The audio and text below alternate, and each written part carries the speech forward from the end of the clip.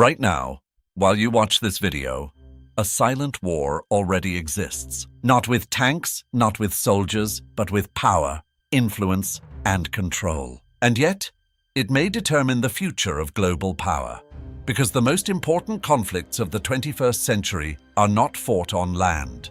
They are fought through finance, technology, and control of information. Most people don't notice it, but the world's major powers certainly do. And if the current trajectory continues, the balance of global power may look very different by the end of this decade. Nearly 97% of global internet traffic travels through thousands of miles of fiber optic cables buried along the ocean floor. These cables carry financial transactions, military communications, and the data that powers the global economy. In other words, they are the nervous system of modern civilization. Countries now invest billions monitoring and protecting these networks, because whoever controls the infrastructure of information controls the flow of power itself. For nearly 80 years, the international economy has revolved around one currency, the US dollar. After World War II, most international trade, especially oil, became priced in dollars. This system created what economists call the petrodollar system. Because countries needed energy, they also needed dollars, and that gave enormous financial influence to the United States and its allies. But today, some nations are exploring alternatives. Economic alliances like BRICS are discussing ways to expand trade using other currencies. Members include China, Russia, India, and Brazil. And energy exporters such as Saudi Arabia have begun exploring broader payment options. None of this means the dollar is disappearing, but it does signal something important. The global financial order is slowly becoming more competitive. And financial competition leads directly to the next battlefield: technology.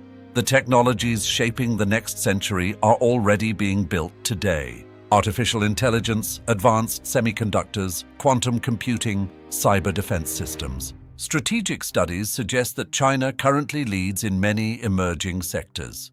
Meanwhile, companies in the US and UK remain dominant in advanced chip design. This competition is not simply about gadgets. It is about who controls the tools that power the modern economy. Semiconductors alone drive everything from smartphones to fighter jets, which is why chip manufacturing has become a strategic asset in geopolitics. Over the last 2 decades, the global economy has become deeply interconnected.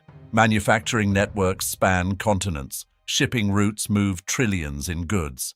But with globalization came a new kind of vulnerability. If supply chains break, entire industries can stop.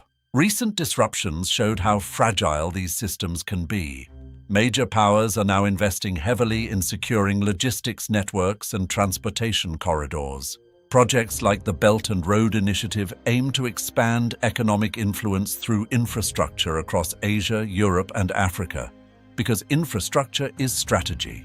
Different nations now compete to shape the rules of the next global system: trade alliances, technological standards, energy networks. History teaches us something important. Great powers rarely disappear overnight, but they do change, sometimes slowly, sometimes suddenly.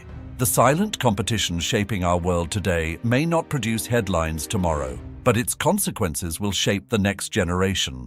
The real question is not whether the world order is changing. The real question is, who will shape what comes next? Subscribe to Global Power Insight to stay ahead of the forces reshaping our world. Because in geopolitics, understanding the game is the most powerful advantage.